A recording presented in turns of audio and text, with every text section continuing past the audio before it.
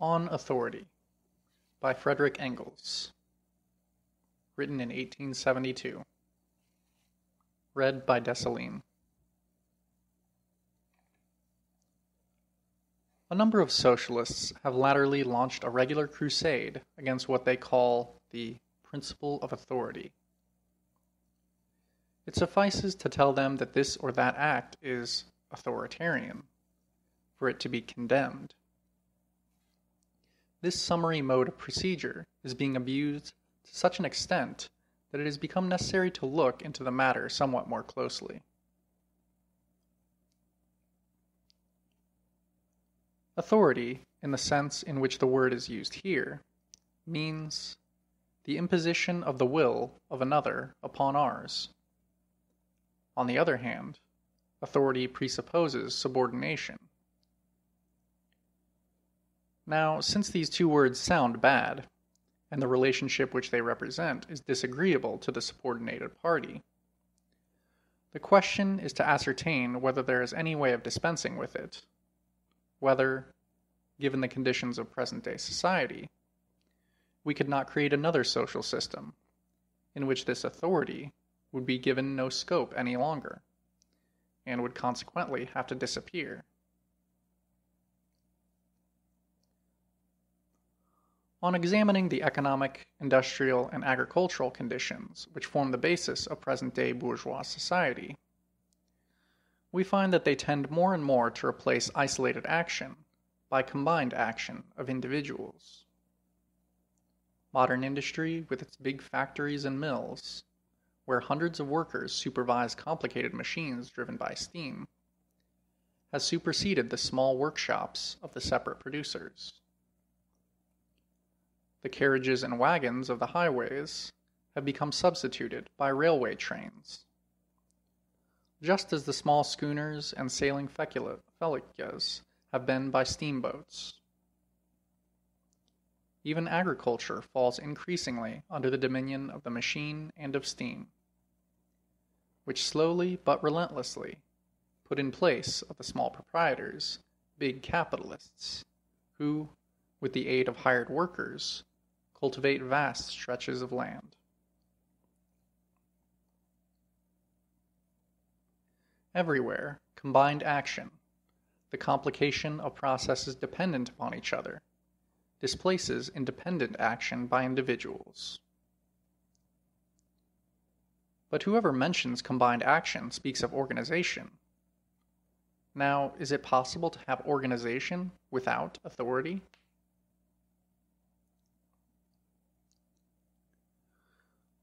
Supposing a social revolution dethroned the capitalists, who now exercise their authority over the production and circulation of wealth.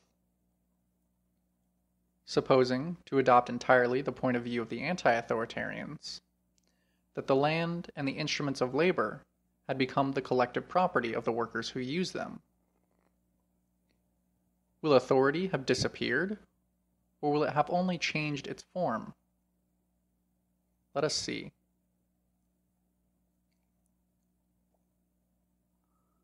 Let us take by way of example a cotton spinning mill.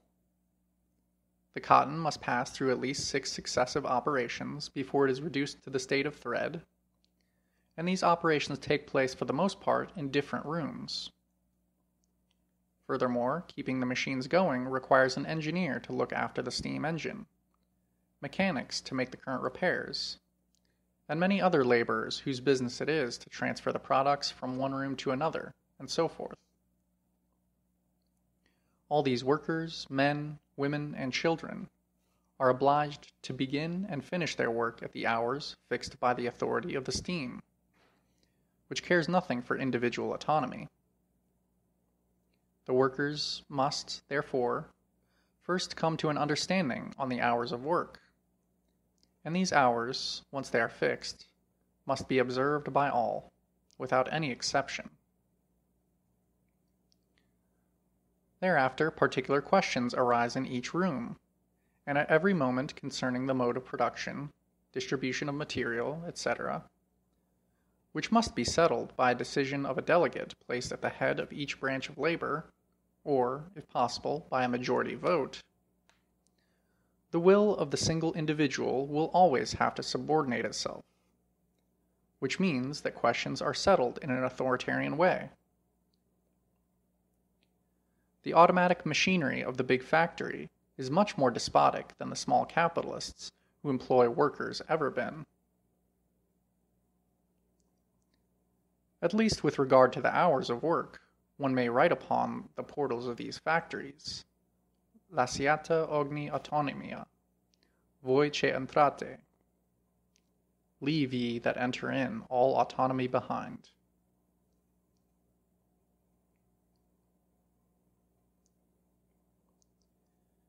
If man, by dint of his knowledge and inventive genius, has subdued the forces of nature, the latter avenge themselves upon him by subjecting him, in so far as he employs them, to a veritable despotism independent of all social organization. Wanting to abolish authority in large-scale industry is tantamount to wanting to abolish industry itself, to destroy the power loom in order to return to the spinning wheel.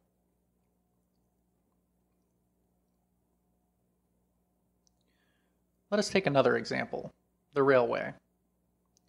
Here too, the cooperation of an infinite number of individuals is absolutely necessary, and this cooperation must be practiced during precisely fixed hours so that no accidents may happen. Here too, the first condition of the job is a dominant will that settles all subordinate questions. Whether this will is represented by a single delegate or a committee charged with the execution of the resolutions of the majority of persona interested. In either case, there is a very pronounced authority. Moreover, what would happen to the first train dispatched if the authority of the railway employees over the passengers were abolished?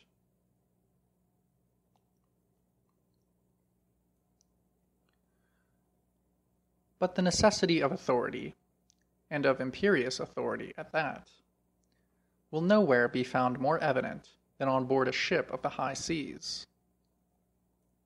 There, in time of danger, the lives of all depend on the instantaneous and absolute obedience of all to the will of one.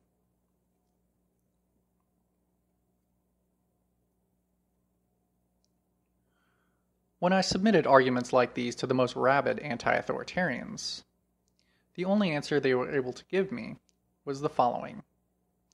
Yes, that's true, but there it is not the case of authority which we confer on our delegates, but of a commission entrusted.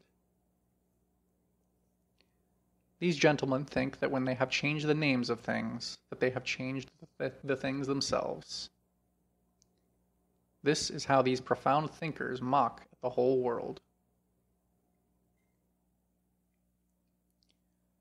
We have thus seen that, on the one hand, a certain authority, no matter how delegated, and on the other hand, a certain subordination, are things which, independently of all social organization, are imposed upon us together with the material conditions under which we produce and make products circulate.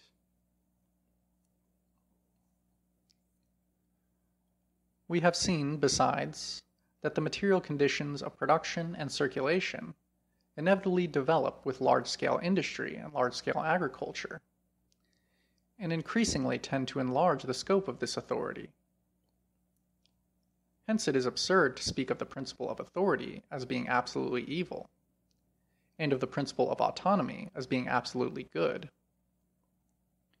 Authority and autonomy are relative things, whose spheres vary with the various phases of the development of society.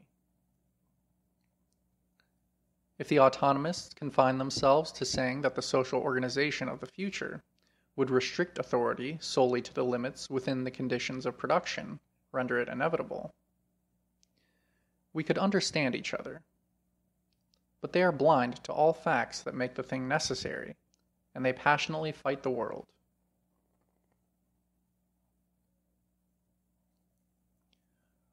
Why did the anti-authoritarians not confine themselves to crying out against political authority, the state?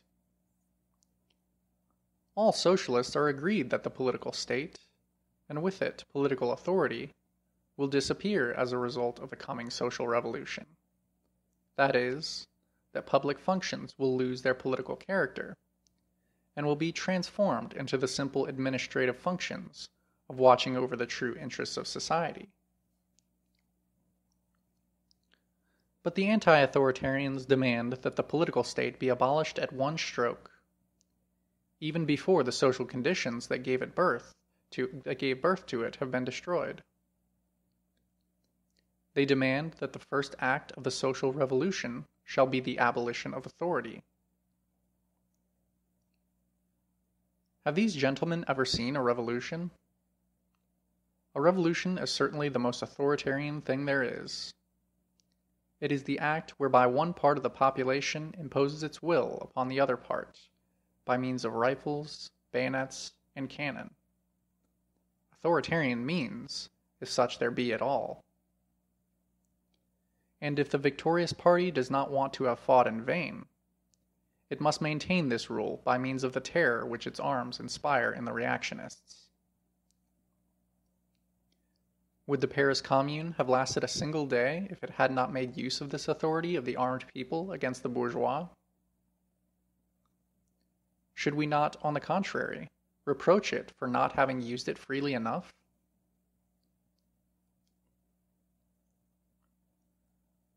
Therefore, either one of two things. Either the anti-authoritarians don't know what they're talking about, in which case they are creating nothing but confusion, or they do know, and in that case they are betraying the movement of the proletariat. In either case, they serve the reaction. End of On Authority.